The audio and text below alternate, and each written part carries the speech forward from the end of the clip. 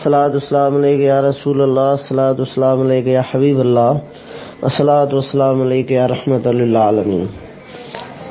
हज़रत पीर सईद मोहम्मद राशिद रोज़े धनी रहमतुल्लाह अलैहि जन हिकिड़ो नकुल शरीफ़ बयान फरमायो त हिकिड़ो शख़्स मुर्शिद जी तलब में हो, पोइ जंहिं बि कामिल जे हुज़ूर में हाज़िर थींदो हो उते इस्तगारो करे ॾिसंदो हो, जंहिंजे जवाब में ख्वाब मंझंदि खेसि खिंज़ीर जहिड़ी शिकिल नज़र ईंदी हुई, जंहिं करे नाउमीद थी ॿिए पासे हलियो वेंदो हो। हिकु दफ़ो उहे शख़्स कंहिं बुज़ुर्ग कामिल जी ख़िदमत में हाज़िर थियो ऐं पंहिंजी आदत मूजिबि इस्तगारो कयईं। अॻे वांगुरु ख्वाब में खिंज़ीर जी शिकिल ॾिसी उतां मोटण लॻो। मोकिलाइण महिल बुज़ुर्ग चुसि त ए फ़क़ीर, तुंहिंजे अचण जो कारण कहिड़ो हो ऐं वरी मोटियो छो थो वञी? तंहिं ते हुन शख़्स पंहिंजो समूरो अहवाल बुज़ुर्ग सां बयानु करे वियो। बुज़ुर्ग चुसि त अॼु राति बि असां वटि रहो ऐं पंहिंजी आदत मूजिबि इस्तगारो करे ॾिस। पोइ जॾहिं तोखे खिंज़ीर जी शिकिल नज़र अचे त हिकदमि हुन जे ॿिन्ही कननि में मज़बूती सां पंहिंजा हथ विझजां त तोखे ख्वाब जी ताबीर ऐं राज़ जी समूरी हक़ीक़त मालूम थी वेंदी। तॾहिं उहो शख़्स तरसी पियो ऐं उन बुज़ुर्ग जे चवण मुताबिक़ इस्तगारो करे सुम्हियो। जॾहिं साॻी सूरत खिंज़ीर वारी नज़र आयसि तॾहिं खणी हिकदमि कननि में हथ विधाईं। हथ विझण शर्त सुजाॻ थी पियो। अञा खणी ॾिसे त संदसि ॿई हथ खिंज़ीर जे बदिरां पंहिंजे कननि में पिया आहिनि। उते खेसि मालूम थी वियो त राति जो जेका खिंज़ीर जी सूरत ॾिसंदोसि सा मुंहिंजी शिकिल आहे। हिन नकुल शरीफ़ मां जेका असांखे दर्स मिले थो त इंसान पंहिंजो पाण खे सुधारे त ॿिया सभु इंसान खेसि नेक नज़र ईंदा। राह सलूक में सालकनि जो इहो तरीक़ो रहियो आहे त जेको तालिब हक़ जी तलाश में वटण ईंदो आहे त पहिरियां ई संदसि कल्ब जो तस्फ़ियो कराईंदा आहिनि। जॾहिं कल्ब बुराइनि ऐं ख़राबियुनि खां साफ़ शफ़ाफ़ थी वेंदो आहे त उन खां बाद तजलियात इलाही जा शुआ मथसि असरअंदाज़ थींदा अथसि। कल्ब जी तस्फ़िया खां सवाइ मुजाहिदा ऐं रियाज़त कंहिं कम जी कान्हे। नबी करीम सल्लल्लाहु अलैहि वसल्लम जन फरमायो त इंसान जे जिस्म में गोश्त जो लोथड़ो हूंदो आहे, पोइ जेकॾहिं इहो ख़राब हूंदो त पूरो बदन बीमार रहंदो आहे। इहा दिलि आहे।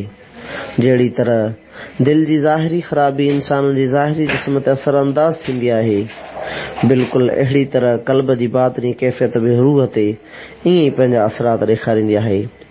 हदीस कुदसी में अल्लाह तबारक व तआला फरमायो आहे त मां 7 आसमाननि ऐं 7 ज़मीननि में समाइजी नथो सघां, बल्कि मोमिन जी दिलि में समाइजी वेंदो आहियां। इन मां मालूम थियो त असुल कल्ब ई कारगर आहे। तंहिं करे उन जो तस्फ़ियो करणु हर हाल में ज़रूरी आहे, वरना अनवार इलाही ऐं मारिफत मैसर थियणु नामुमकिन आहे। अऊज़ु बिल्लाहि मिनश शैतानिर रजीम, बिस्मिल्लाहिर रहमानिर रहीम। अस्सलातु वस्सलामु अलैका या रसूल अल्लाह, अस्सलातु वस्सलामु अलैका या हबीब अल्लाह, अस्सलातु वस्सलामु अलैका या रहमतल लिल आलमीन। हज़रत पीर सईद मोहम्मद राशिद रोज़े धनी रहमतुल्लाह अलैहि जन फरमायो त हिकु ॾींहुं बहलूल दरवेश ॿारनि वांगुरु रस्ते ते आली मिटीअ जा घड़ा पे ठाहिया त इतफ़ाक़ सां उतां हिकिड़ो बादशाह अची लंघियो। हुन बहलूल खां पुछियो त बहलूल छा थो करीं? बहलूल जवाब ॾिनोसि त घर थो ठाहियां। बादशाह चुसि त विकिणंदे? चयाईं त हाओ। बादशाह चुसि त विकिण में घणी भाव वठंदे? बहलूल चुसि हिकु घर 5 रुपए। बादशाह खेसि 5 रुपया ॾिना ऐं हिकु घर ख़रीद कयूं हलियो वियो। जॾहिं राति थी तॾहिं ख्वाब में ॾिठाई त बिश्त में पहुतो आहियां। उते हिकु नूरानी माड़ी अहिड़ी त ख़ूबसूरत हुई जेका सिज वांगुरु पई चमकारा करे। पुछाईं त हीअ माड़ी कंहिंजी आहे? जवाब ॾिनऊंसि इहा माड़ी तुंहिंजी आहे। बादशाह जवाब ॾिनो त मूं त को बि अहिड़ो भलो अमल न कयो आहे, मां इन माड़ी जे लाइक़ु कीअं आहियां? जवाब मिलियोसि त हीअ माड़ी इहा आहे जेका काल्ह बहलूल खां 5 रुपए ख़रीद कई अथई। बादशाह हैरत में पइजी वियो ऐं सुजाॻ थी पियो। ॿिए ॾींहुं बादशाह उन ई साॻे रस्ते सां लंघियो त ॾिठाई बहलूल साॻियो ई अॻी वांगुरु आली मिटी मां वेठो घर ठाहे। बादशाह पुछियुसि त बहलूल घर विकिणंदे? चयाईं त हाओ। बादशाह चुसि त केतिरे में विकिणंदे?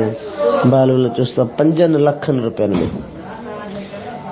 बादशाह चयुसि त काल्ह 5 रुपए में पई विकिणे ऐं अॼु वरी 5 लखनि में थो विकिणी। बहलूल चयुसि त काल्ह तूं अणॾिठे जो सौदो कयो हो, अॼु ॾिसी आयो आहीं, तॾहिं उनजी एतिरी क़ीमत रखी अथमि। हिन नकुल शरीफ़ में जेका असांखे सम्झाणी मिले थी त अल्लाह तबारक व तआला जे प्यारनि जो चवणु बरहक़ हूंदो आहे ऐं उन ते एतबार ऐं यकीन बि उनखे थींदो जंहिंखे तौफ़ीक़ इलाही रफ़ीक हूंदी। बाक़ी नादान ऐं बेसम्झ अल्लाह पाक जे बाननि जे इर्शादात खे मश्करी ऐं बटाक सम्झी पाण खे खसारे में विझंदा आहिनि। हज़रत मौलाना रूमी रहमतुल्लाह अलैह तंहिंजे करे फरमायो आहे त अल्लाह जे प्यारनि जो चवणु ख़ुदा पाक जी ताईद ऐं अज़म महिरबानी सां ॼण त संदनी चवणु हूंदो आहे, तोड़े जो इहे अल्फाज़ कंहिं बाने जे वातां छो न हुजनि। मलफूज़ा शरीफ़ में नक़ल आहे त हिकु ॾींहुं हज़रत पीर साईं क़ुद्दुस रहमतुल्लाह जन इरशाद फरमायो त हुज़ूर सल्लल्लाहु अलैहि वसल्लम जन जे ज़ाहिरी विसाल मुबारक खां पोइ जेका पहिरीं बिदत मुसलमाननि में पैदा थी इहा ढो करे खाइण जी हुई। हुज़ूर सल्लल्लाहु अलैहि वसल्लम जन जे ज़माने में हिकु माण्हू बि पेट भरे न खाईंदो हो ऐं हुन इन हक़ीक़त बाबति हदीस शरीफ़ में आहे त काफ़िर 7 आंडनि में खाए थो ऐं मोमिन 1 आंडे में खाईंदो आहे। अस्सलातु वस्सलामु अलैका या रसूलल्लाह, अस्सलातु वस्सलामु अलैका या हबीबल्लाह, अस्सलातु वस्सलामु अलैका या रहमतुल आलमीन। फ़कीर सताबे भंभरे नकुल ॿुधायो त जॾहिं सूर्य शाम शातोल थिया त हज़रत कोट धनी रहमतुल्लाह अलैह 8 ॾींहं गिरह में रहिया। फ़कीर इब्राहिम मस्त जैसलमेर रोली वारो जेको जैसलमेर इंडिया खां 60 मील ओभर हुयो प्यादल दरगाह अर्श इस्तवा में पहुतो ऐं पीर साईं कोट धनी क़ुद्दुस रहमतुल्लाह जन खां उन गिरह जो सबबु पुछियो, जंहिं ते मुर्शिद करीम फरमायो त तव्हांजो मुर्शिद त ॼाओ आहे, क़यामत ताईं मुर्शिद रहंदो, मगर गिरह इन करे थियो आहे त ही शेर मर्द सदाई पिंजरनि में रहंदो जंहिंजी तकलीफ़ ते गिरह थियो आहे। औज़ु बिल्लाहि मिनश शैतानिर रजीम, बिस्मिल्लाहिर रहमानिर रहीम। अस्सलातु वस्सलामु अलैका या रसूलल्लाह, अस्सलातु वस्सलामु अलैका या हबीबल्लाह, अस्सलातु वस्सलामु अलैका या रहमतुल आलमीन। हज़रत पीर साईं महमूद राशिद रोज़े धनी रहमतुल्लाह फरमायो त हिकिड़ो बुज़ुर्ग जुमे जी निमाज़ अदा करण लाइ अची मुसल्ले ते बीठो त इत्फाक़ सां संदन उते हिकु मुरीद आयो ऐं बुज़ुर्ग फरमायसि त वेझो अचु, मूंसां मुसल्ले ते गॾिजी बीह। मुरीद अर्ज़ कयो त हज़रत साईं जन सां गॾिजी मुसल्ले ते पेर ॾियणु बेअदबी आहे। बुज़ुर्ग फरमायसि त जेकॾहिं मुसल्ले ते पेर रखणु बेअदबी आहे त मुंहिंजी ज़बान ते पेर रखणु वरी कहिड़ो अदब आहे जो मुंहिंजे हुकुम खां मुंहुं थो मोड़ी। नक़ल शरीफ़ में इहा सम्झाणी हासिल थी थिए त मुर्शिद जो हुकुम जी मुखालफ़त ॼण त संदसि ज़बान ते पेर ॾियणु आहे। तॾहिं त फरमायो अथनि त अल अमरु फ़ौक़ल अदब, यानी अदब खां हुकुम जी बिजावरी वधीक आहे।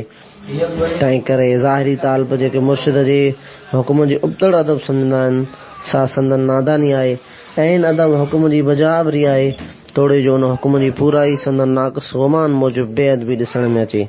तंहिं हूंदे बि मुर्शिद उस्ताद ऐं बुज़ुर्ग जी ज़ाहिरी फरमान बशर्ती शरीयत ऐं दीन इस्लाम जे ख़िलाफ़ न हुजे त उन जी पूराई करणु मथस ज़रूरी आहे।